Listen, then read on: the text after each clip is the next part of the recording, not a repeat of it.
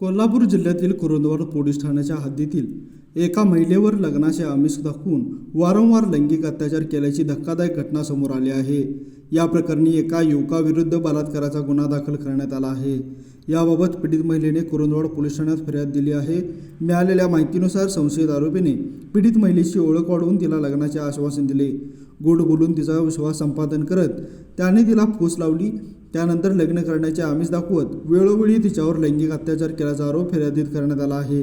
दरम्यान काही काळानंतर पीडित महिलेने आरोपीकडे लग्नाबाबत विचारणी केली असता त्याने उडवाउडवीची उत्तरे देण्यास सुरुवात केली।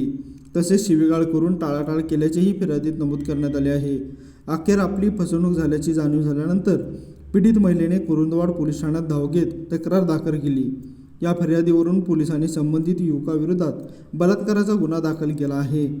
या प्रकरणाचा पुढील तपास पोलीस निरीक्षक संतोष माने करीत आहेत। लाईव्ह मराठीसाठी कुरुंदवाडहून कुलदीप कुंभार।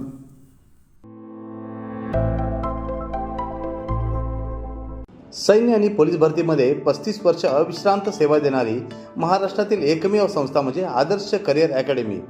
तब्बल 22,000हून अधिक यशस्वी विद्यार्थी इयत्ता 8वी ते 12वी साठी विशेष तयारी वर्ग, स्वतंत्र अभ्यासिका, अनुभवी शिक्षक, मुलींसाठी स्वतंत्र राहण्याची सोय।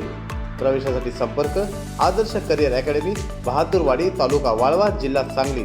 मोबाईल क्रमांक 915866 8989 आणि 9960 888833।